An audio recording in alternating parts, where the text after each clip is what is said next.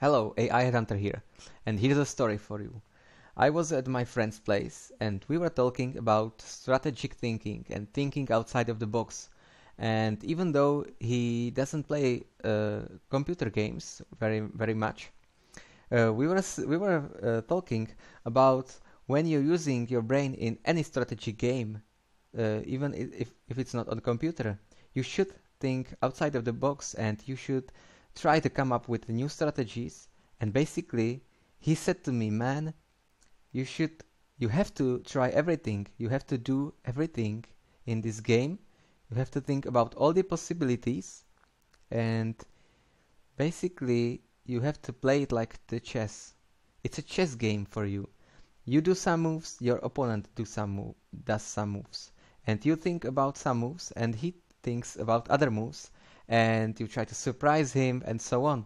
And I was like, well, you're very much right. So I'm gonna show you one game in Starcraft 2, and I'm gonna play something that is outside of the box.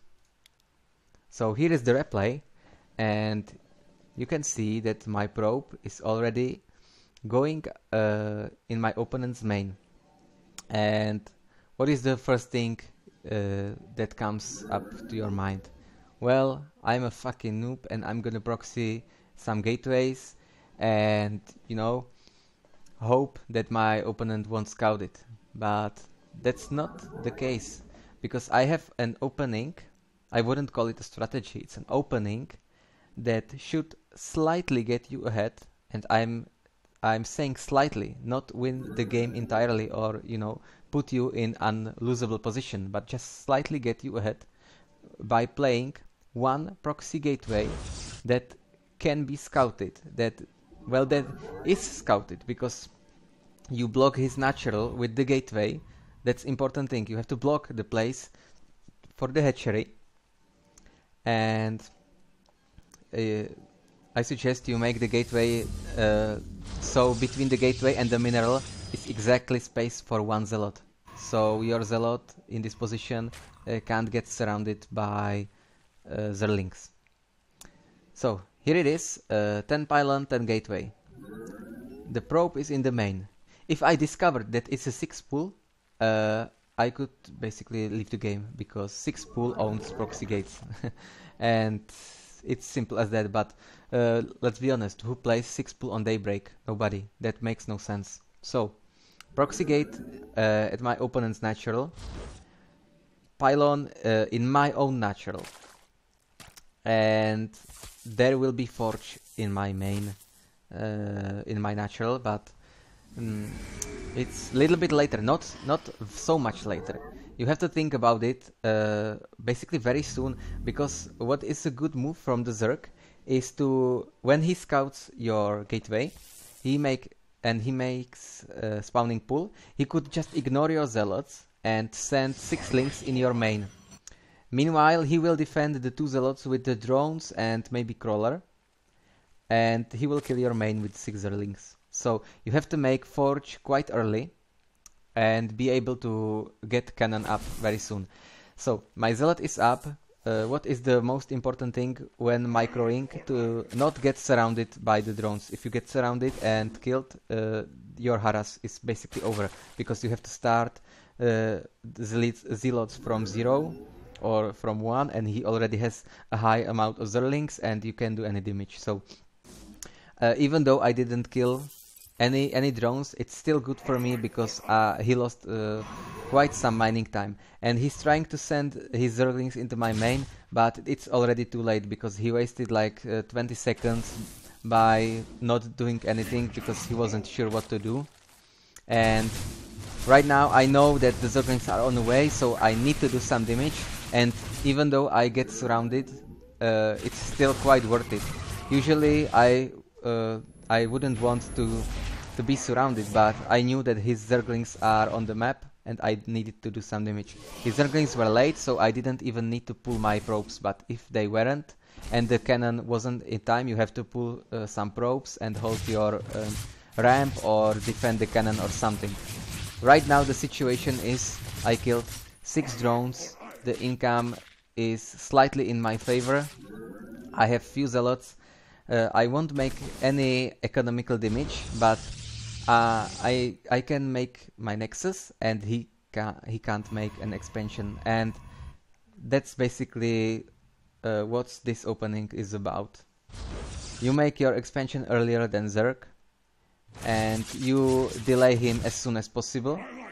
In most cases, you even force the Zerg to all-in. So, you know, when you just be prepared to any kind of Baneling Bust or a Roach all-in after this this proxy gate. But it's usually so predictable that you just can make additional 1 or 2 cannons and defend the all-in, and then it's basically unlosable game for you. What is my mistake? That I didn't block his third base.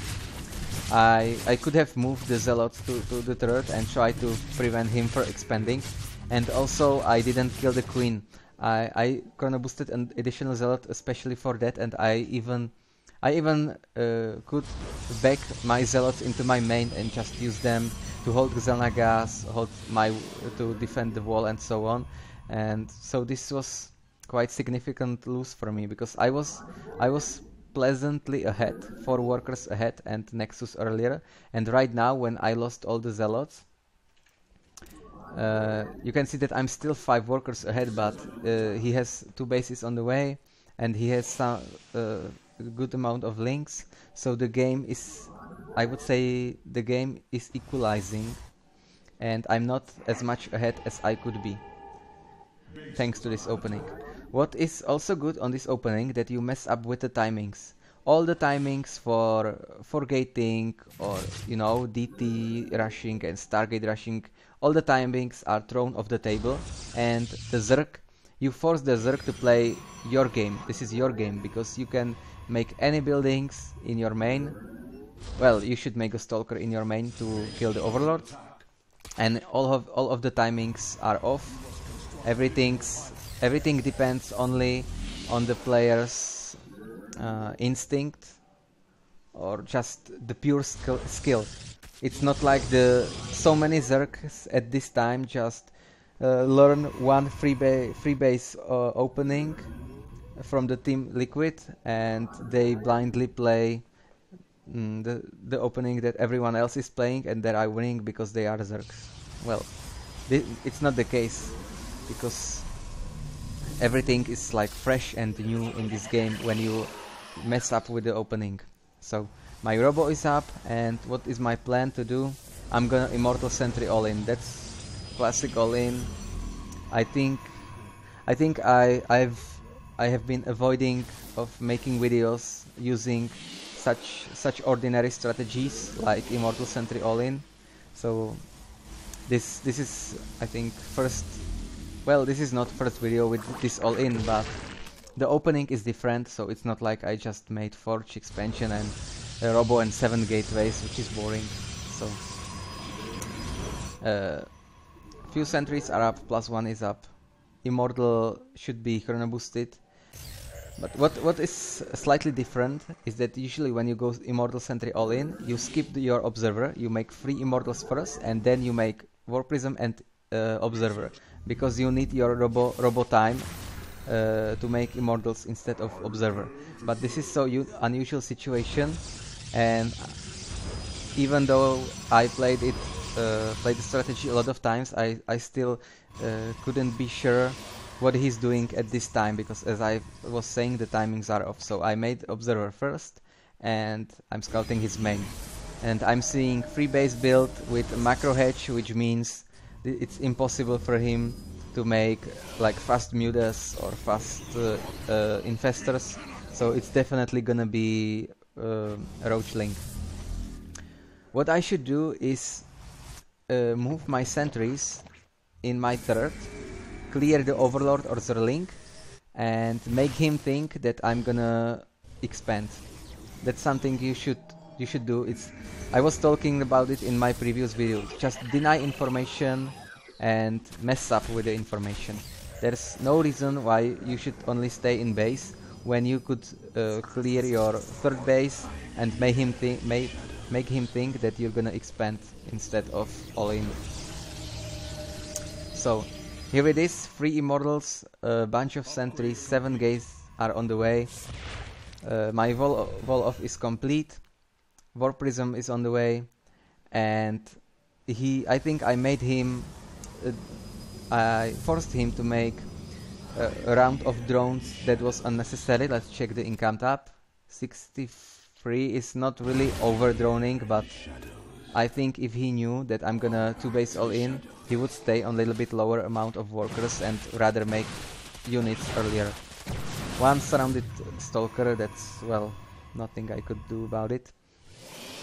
Usually on Daybreak you wanna attack his third, because that's the best position. If you attack the third base, it's not exactly choke point, but it's a one-way road, and you can force field whenever you want, and you can split the army. It's really not good to attack the natural like I'm gonna attack, but I think it's quite an expected move from me, because it's like not so logical that it becomes a little bit logical. Because you could see that he was out of position, and I was able to get on the ramp, get few not so good force fields, but the important thing is that I'm up.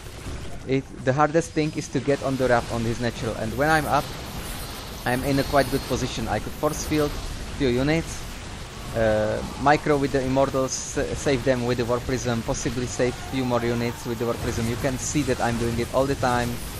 Force fielding, the force fields are average. I wouldn't say it's the best force fields. I'm warping additional units. Well, Zealots on the back aren't really as useful, but they get in the front later. 3 immortals still shooting. I'm keeping them under my War Prism, so even though the War Prism is deployed for warpings, I can still load immortals in it. My supply is below my opponent, but this rally point from him was really messed up, and it was really close. I think I maybe overextended in some force fields, and I should be, cutting his army a little bit more carefully and precisely, so I wouldn't lose so many units.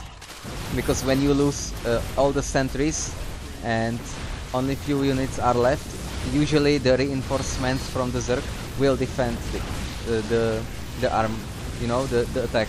So I wasn't really feeling like I'm winning. But the War Prism micro again and 3 immortals still alive are enough to continue the pressure. I checked the income tab, still his income is better. He didn't lose that many drones, but he lost some queens and he possibly missed few injects, because we can see that he has 1000 minerals and only 5 larvas. So, well, without GG he left the game. He felt that he had no chance, because, well, I think he messed up the larva injects. That was the most important thing in the fight. He was focusing maybe on micro or something and didn't really inject. So I won, even though it was pretty close. So that's it. The Immortal Sentry attack was quite common.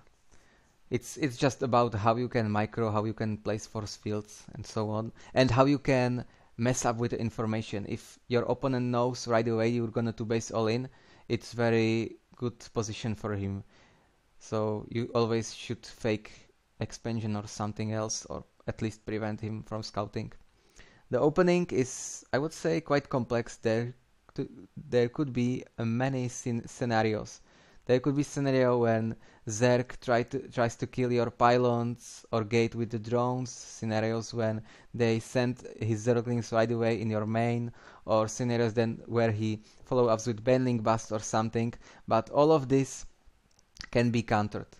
You just have to know what to do.